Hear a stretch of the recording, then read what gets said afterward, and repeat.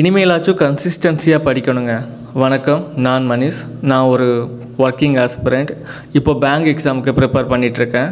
இப்போ தான் ஸ்டார்ட் பண்ணியிருக்கேன். பட் பேங்க் எக்ஸாமுக்கு நான் ஒரு பிகினர் தான். அப்புறம் பசிக்க ஆரம்பிச்சிட்டு சாப்பிட்டுட்டு படிக்கலான்ட்டு தக்காளி சோறு மாதிரி ஒன்று ட்ரை பண்ணேன். நல்லதாக இருந்துச்சு. அடுத்த சில நாட்களுக்கு இதில் ஃபோக்கஸ் பண்ணலான்னு இருக்கேன். ஏன்னா இதான் குவான்ஸுடைய பேசிக்ஸு. இது தெரியாமல் நம்ம குவான்ஸுக்குள்ளே போனால் அது டைம் வேஸ்ட் தான். ஏன்னா ஸ்பீடு வேணும் இல்லையா? ஸ்பீடை இம்ப்ரூவ் பண்ணுறதுக்கு நம்ம முதல்ல இந்த 7 இதுலேயும் ரொம்ப ஸ்ட்ராங்காக இருக்கணும். ஸோ அதுக்கப்புறம் தான் நம்ம குவான்ஸ் உள்ளே போகணும். ஸோ பார்க்கலாம். இப்போ தான் நம்ம லேர்னிங் ஸ்டேஜில் இருக்கிறதுனால கொஞ்சம் டைம் எடுக்க தான் செய்யும். இன்றைக்கி என்னோடய டார்கெட் என்னென்னு பார்த்தீங்கன்னா, ஸ்கொயர் 1லேருந்து 50 வரைக்கும் அண்ட் க்யூப் 1லேருந்து 30 வரைக்கும் தான். ஸ்கொயர் அண்ட் க்யூப் ரெண்டுமே இப்போ நான் எழுதிட்டேன். ஆல்ரெடி இதை மெமரி பண்ணது தான்.